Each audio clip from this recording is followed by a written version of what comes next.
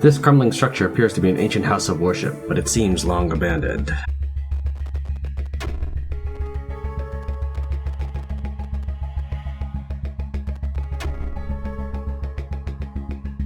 Okay. I didn't even... Philippus, like, ran it on his own, and... whatever.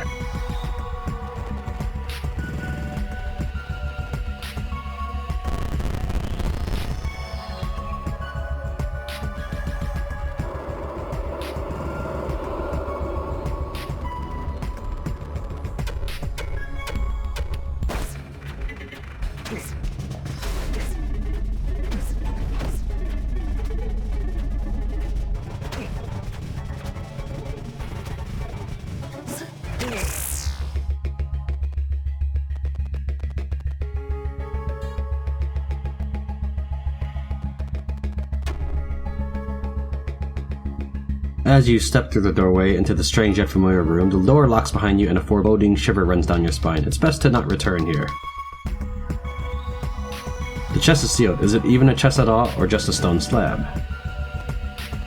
Unfortunately, I guess the game triggers if someone runs into that square that you enter the building. Because I didn't activate the door either when I was leaving.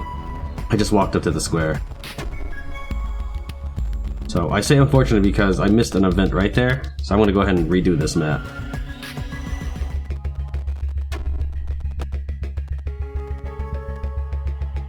Donation chest, 186 gold. So yeah, I just walked up to it and the door opened.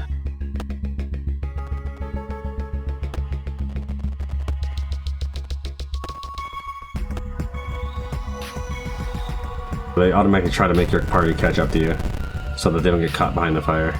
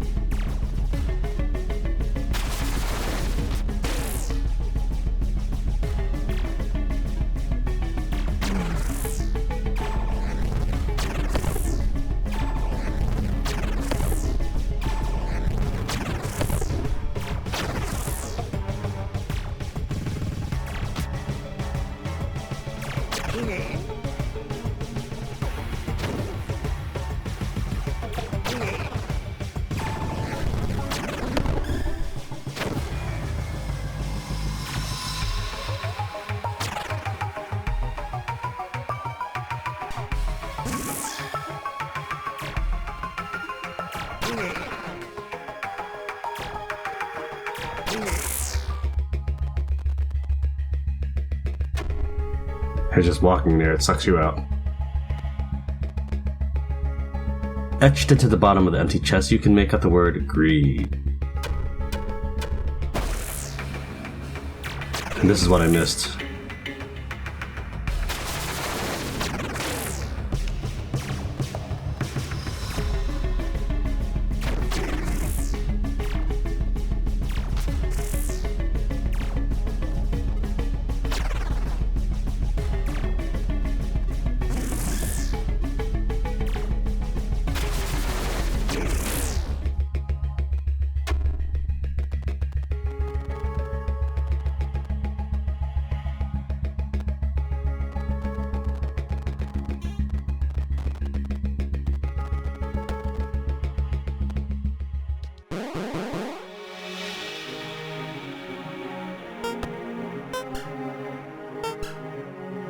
I cared far less about the 189 gold than I did just finding the morgues.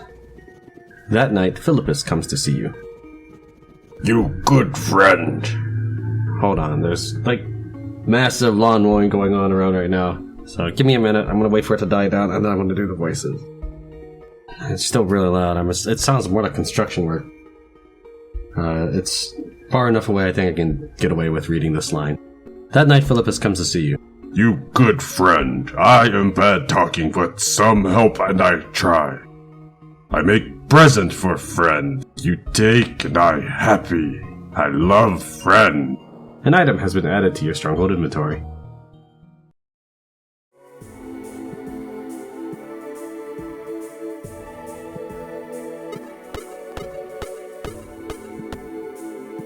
At first, this building appears to be all but totally demolished, but recent traffic indicates that someone or something is still using the basement.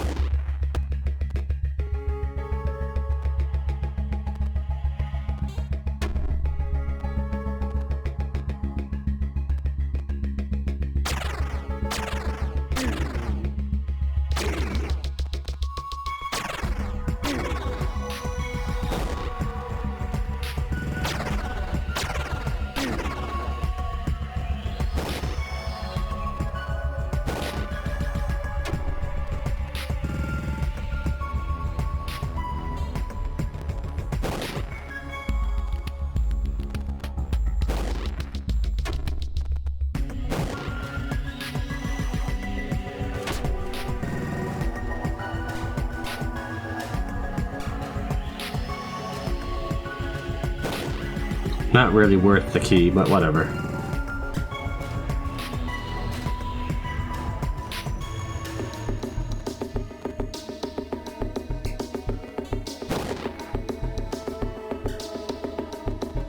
Seems the later the game gets, the more they expect from you as keys, but the less they give you.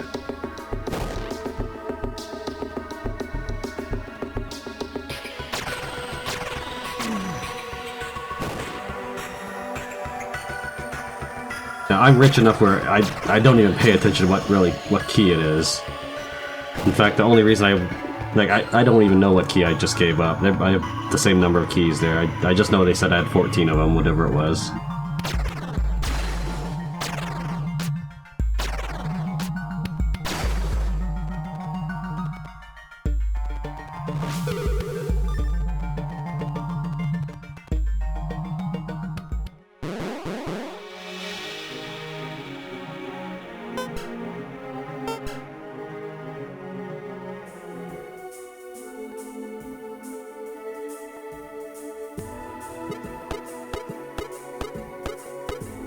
Swamp Oasis. A small hut sits here amid the dampness of the swamp. It might make an acceptable place to camp for a while if you could tolerate the moisture and the insects.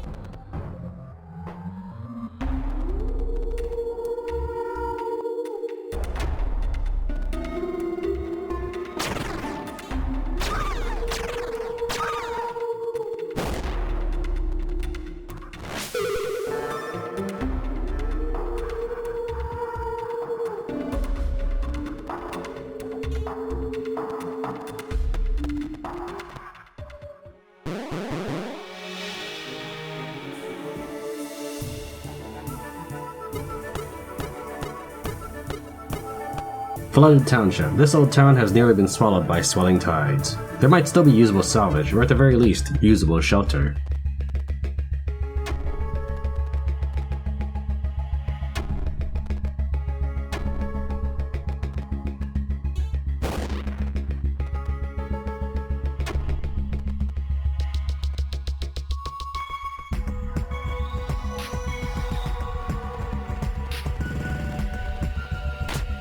You open the chest with your mind, and surprisingly, without your intervention, a knife floats out of the chest and toward you, hilt first, as if answering a summons.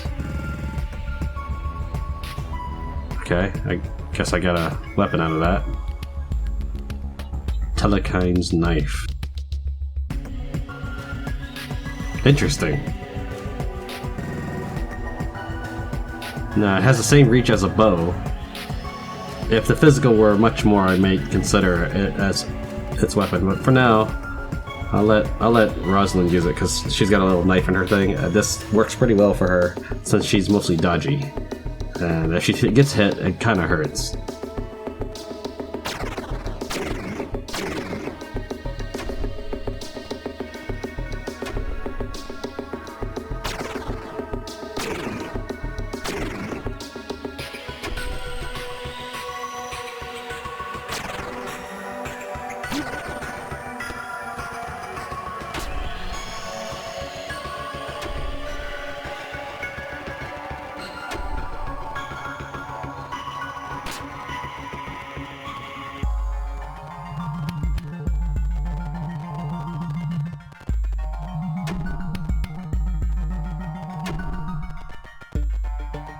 A support pillar. It looks as though it has been erected somewhat recently and is holding the weight of the warp roof.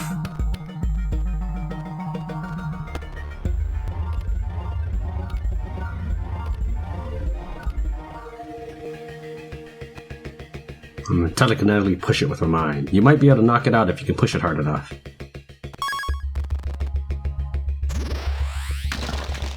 You push the support pillar out of place and the heavy roof groans in protest.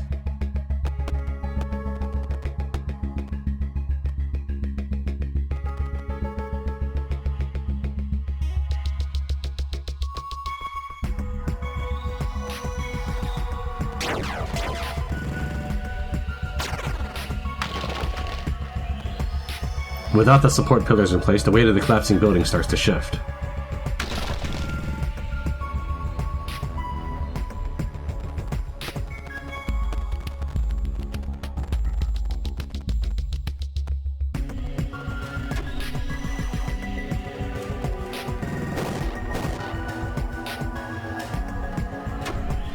Nah, I kind of figured there'd be a crowd in here.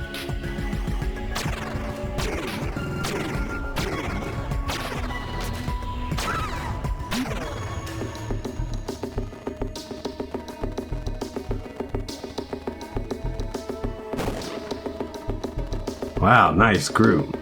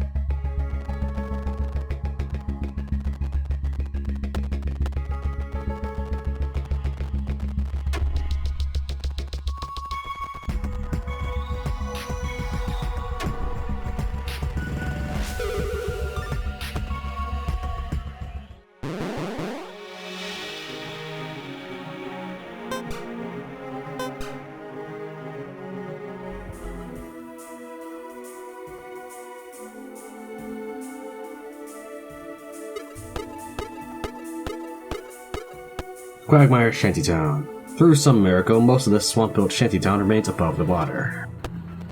I can find some Strider chaps here.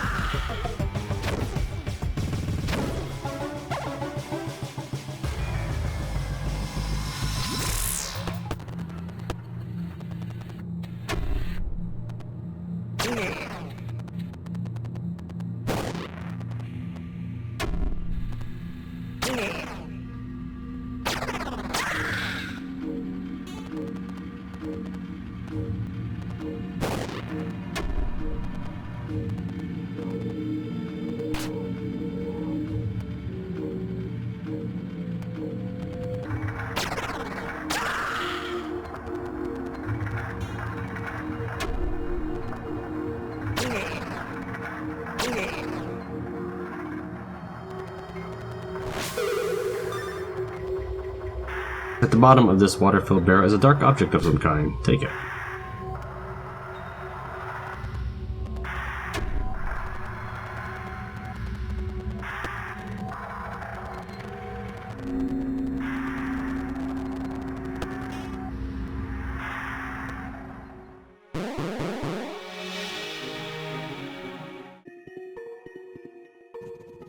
That night, Borfalgor comes to see you. Hey, boss. Sorry to bug you. Orfogger sits down in front of the fire and thumbs the amulet around his neck idly, and his voice probably sounds different than when I first encountered him. I was talking to some of the others. Everyone has their secrets, right? The marks you all get on your necks, I mean. I can't read them, but I heard someone say they mean something. Labels for things you did, or things someone says you did, right? Goblins, they don't do anything so complicated. If someone does something bad, they bash his skull in with a rock and be done with it. I say they instead of we, you might have noticed. I don't have a lot in common with goblins anymore, and I haven't for a long time. I did once, to be sure, but then this amulet here changed everything. Remember how when you found me, I couldn't remember why I was at that temple? Well, it was like that when I first ended up with this thing, too. The amulet makes me smart, see, and when I'm smart, stupid thoughts don't make sense anymore. It's like trying to read scratches when you aren't even sure if they're words at all. What I'm saying is that I don't remember how I got this thing.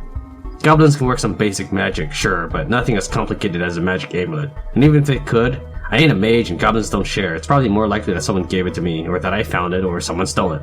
Probably that last one. I'm just spinning a tale with this, of course, but I imagine I'd probably brained some poor old hermit and took his shiny necklace.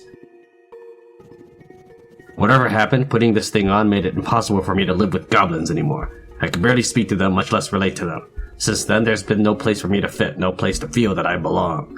I'm not saying that I belong here necessarily, but I think at least everybody else here all feels like they don't belong, and that's something, ain't it? So there it is, anyway. My big secret, or as close to one as I got. Maybe I still owe you for the rescue back then, or maybe I don't. I'll leave that up to you, but I'm along for me now, not for you. Let's see where this goes, huh? Borfalgor stands up, his stature surprisingly dignified for such a small creature, and he turns towards you. I put something in your chest, just a little thing I found. I was going to keep it for myself, but I would rather you have it. That's my way of saying thanks. An item has been added to your stronghold inventory. I am going to test something. I have a save from about 2 missions before Borfalgor bonds with me. So I'm going to make sure that it's just 2.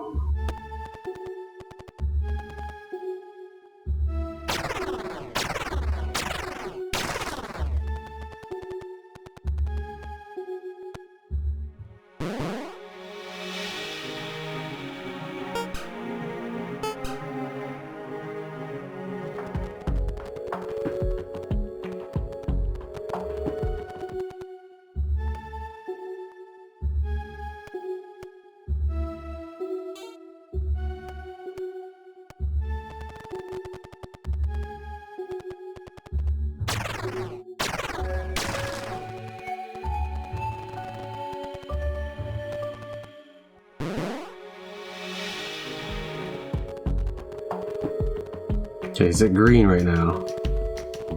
So it is 2.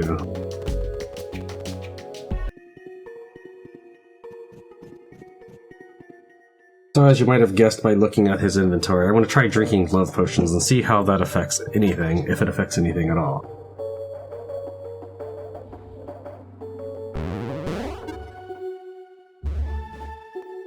I have Borfalgor drink 2, so he selected, so he drank them, not Brand. I'm gonna have him get some XP. Have him drink another one. So he's drink 3 potions. Let's see if that has any effect on him.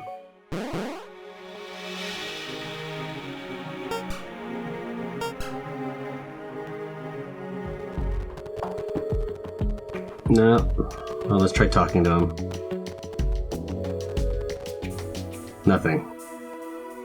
Alright, so love potion didn't really seem to do anything to him.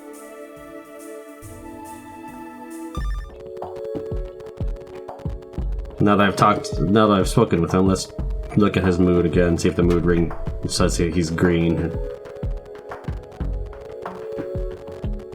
No, he's still red. Let's try killing one more gargoyle.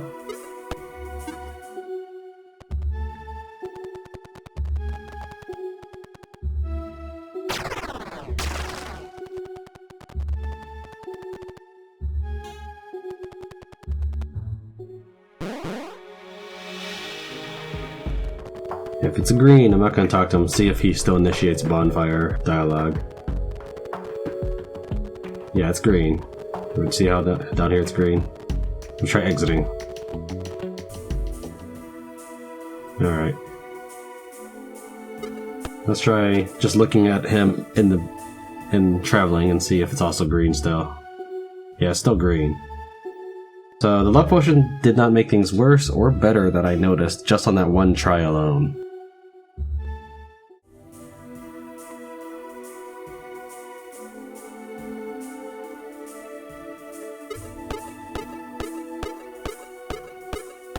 This ancient barn-like structure is well sheltered from the weather by surrounding terrain and easily large enough to house dozens of people. So I'm not going to bother drinking these here.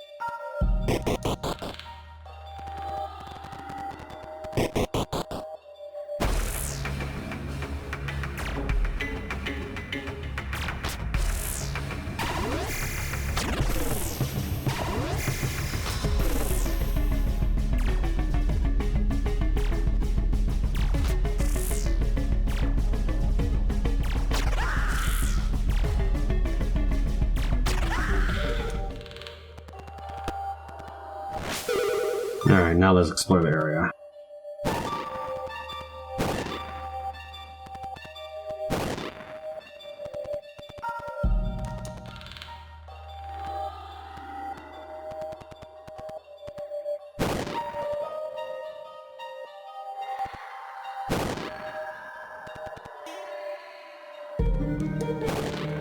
Let's just leave this fire drum on, unattended next to all these haystacks.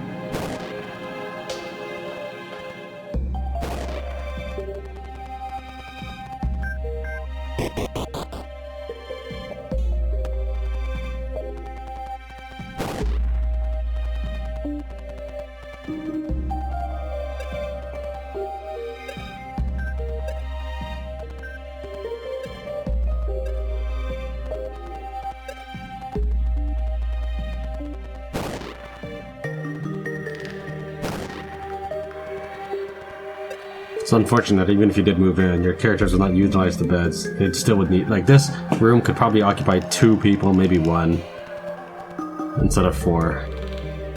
Of course, and also the bones would still be here, I'm pretty sure.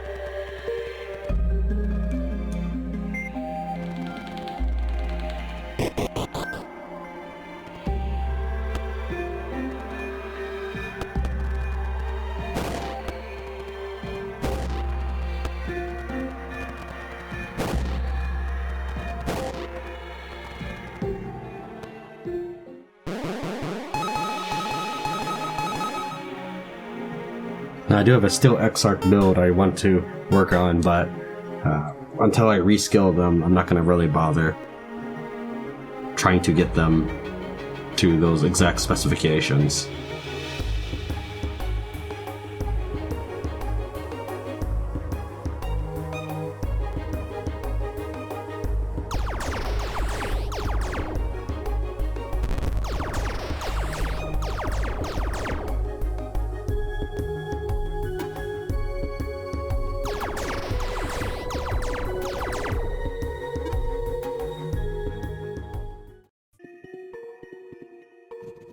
That night, Roslin comes to see you.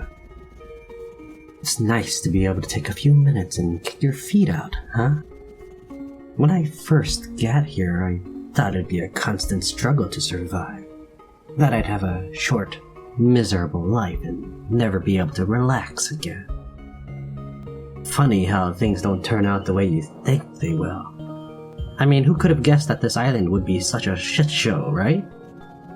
Not that it makes all that much difference for me, really. I mean, Lukat is as good as anywhere else. I kept company with worse people than this before getting shipped out, so it's just the same shit in a different pile. Roslin stares into the fire for a moment, her bright smile gradually fading from her face as she chooses her next mouthful of words. I was trained to be an assassin, you know? Can you imagine anything so stupid? Well, when I was a little girl, I didn't think it was stupid.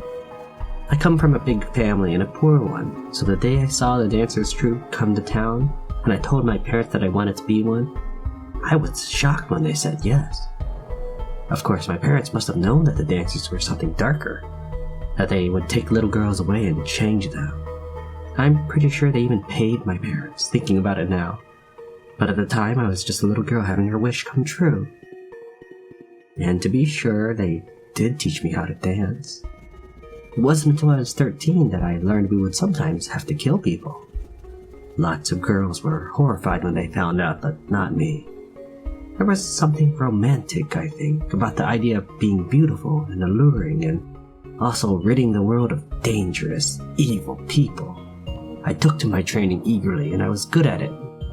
For a while. Eventually, though, I started asking questions they didn't like. You see, I wasn't going to be ridding the world of dangerous people, per se. I was going to be killing whoever was on their list. I had no way of knowing if those people actually deserved to die or not. Even the people who gave me the orders didn't know why. We were just expected to do it. I wasn't going to have any of that. I ran away, and I've been running for years.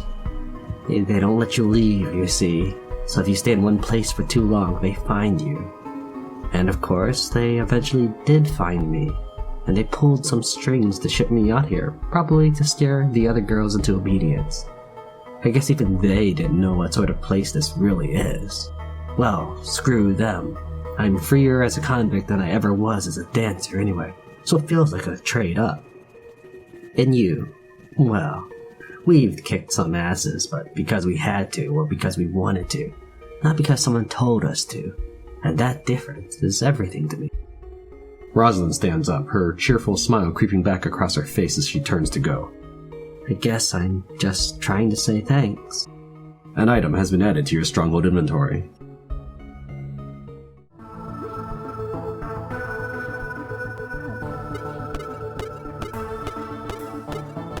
Old Schoolhouse. An old one-room schoolhouse. It has held up surprisingly well. You can almost still hear the voices of schoolchildren singing.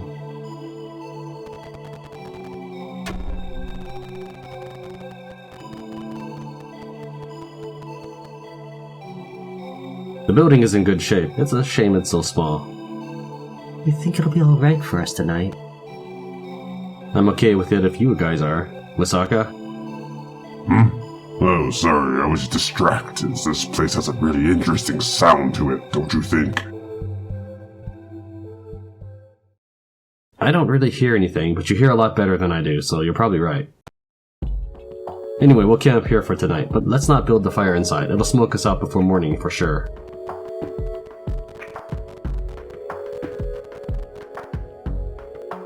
You gather up your firewood and have your evening meal. The night is cool, but the fire is warm, and it promises to be an easy night. Hey, I haven't seen Wisaka in a little while. Did you see where he went? I'm pretty sure he didn't leave. I'll see if he's inside.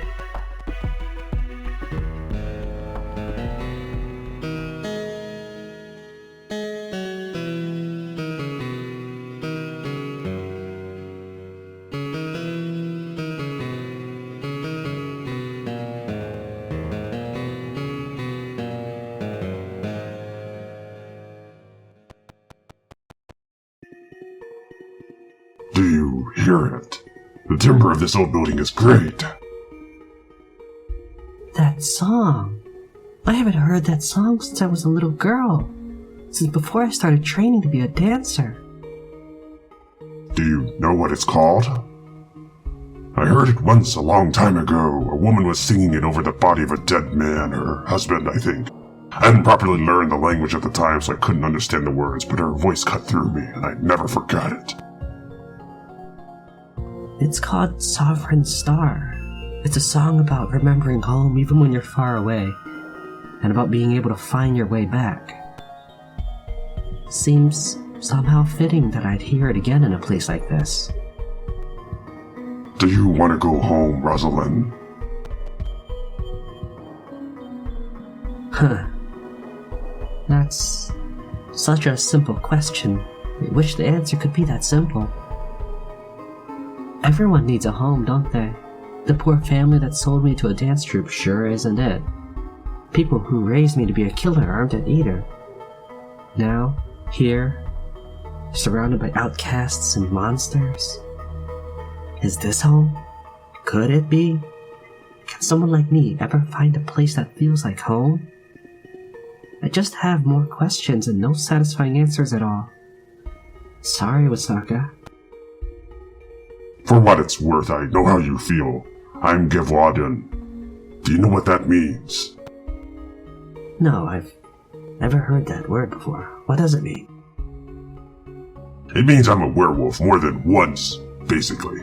Neither of my parents were werewolves, but they were both carriers, so I got a double dose. You've probably seen Grant shape-shifting, right? He's quite good at it. I, however, cannot shape-shift at all. What you see is what you get, so unlike other werewolves, I can't blend in with humans no matter how hard I try. I get to wear nicer clothes, though. Grant can look human enough, but he dresses in rags, and he can just tie back on after he explodes out of them. And does Lukat feel like home to you? It's hard to say, no satisfying answer, I suppose. But that's fine, I get moments like these and I am happy. Would you play the song again? Of course, anything for an audience.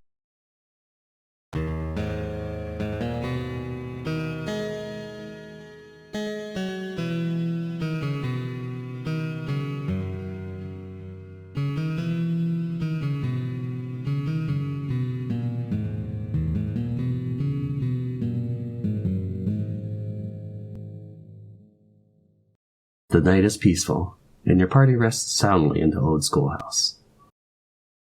At times like these, it is easy to forget how close by the dangers of Lukat really are. And that's it, we finally arrived at this Old Schoolhouse. No experience awarded. Not that it would help me being level 99, but these moments, they should also be worth experience, but I guess it's just combat experience. It's a little weird. Or it's a little, I guess, ordinary.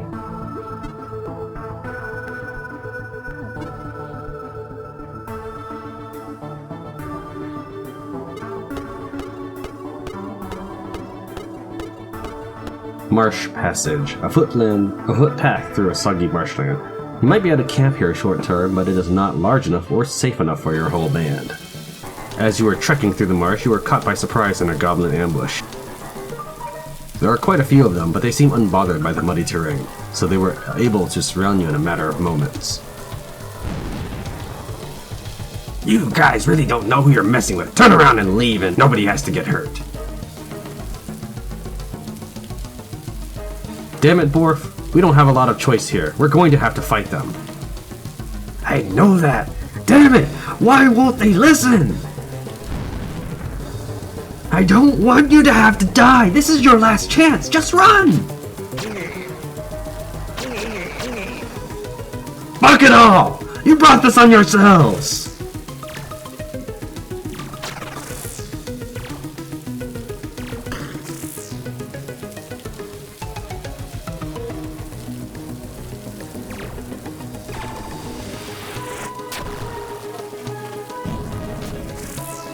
Nice miss.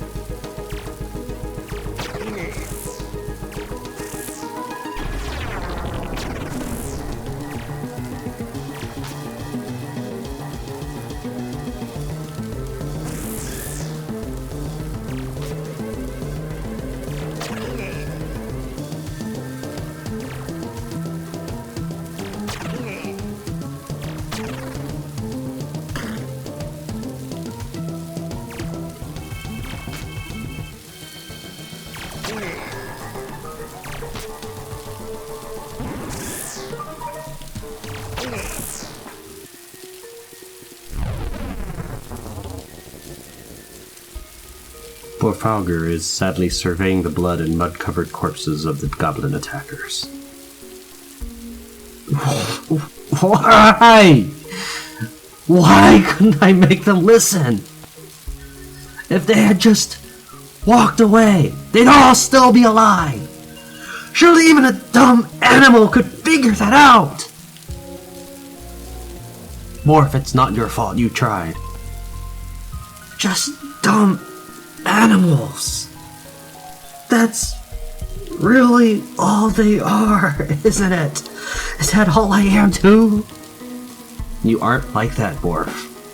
Aren't I? Either I'm a dumb goblin or I'm a piece of jewelry. I don't know which thought is more disgusting.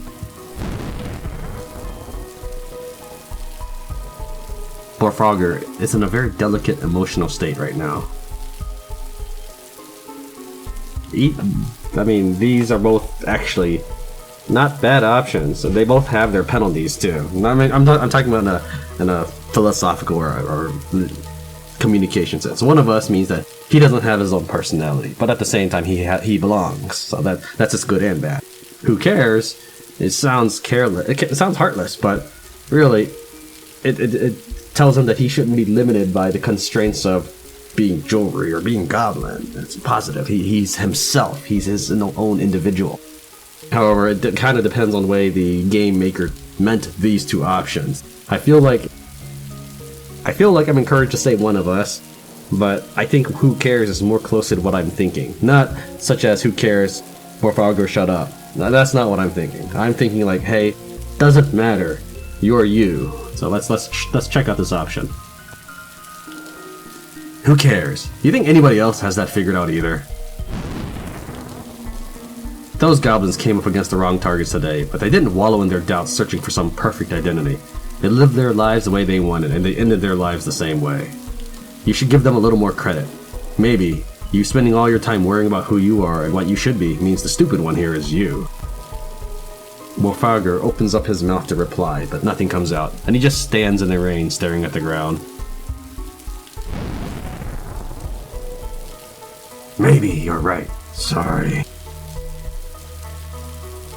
Can we get moving? Bato had some venison he was going to cook tonight, and I'd rather not miss it. Sure, Borf. Let's go.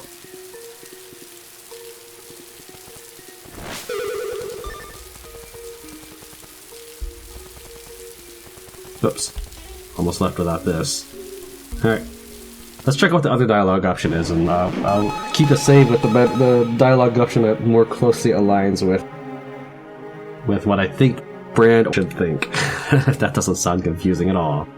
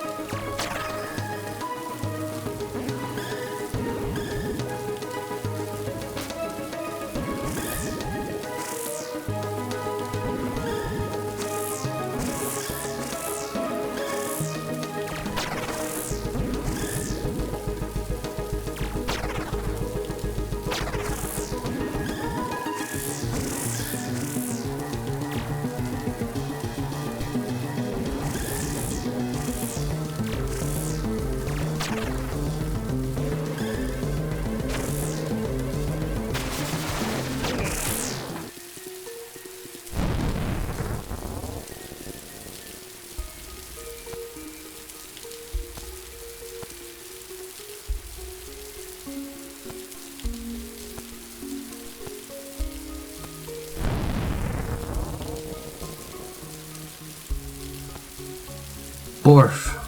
Most of us are criminals, and all of us are exiles. I'm sure most people back in Crest would see the whole lot of us as nothing but dumb animals. Whether you think that puts you in good company or not is up to you, but the way I see it, you're one of us, and just like us, it's up to you to either own it, or to rise above it. Also, I've never had to give a goblin a pep talk before, so I think he must be something different. The corner of Borfalgor's mouth creeps up in a restrained smile, and he sighs heavily. You're right. Thanks for helping me sort it out. You know, I've got a flank of venison back at the stronghold I was saving for a special occasion. I think maybe tonight's the night. That sounds good, Bato. I'm looking forward to it. Alright, I think I'm going to keep the other one better. Unless Borfalgor just hates my guts after I gave him that talk. This is going to mark the end of this episode, because the next episode I'm going to uncover Lefty and then tackle some issues which might delve into some adult topics. So to avoid bothering anybody's sensitivities, if you're just looking for the gameplay or anything, or you're watching this with your family for whatever reason, if you're watching this with your family or something like that. The next episode will probably be age restricted, and then after that we'll continue back to our regularly scheduled Bastard Bonds. Thank you very much for watching Tran Wins Bastard Bonds. I'll see you next time.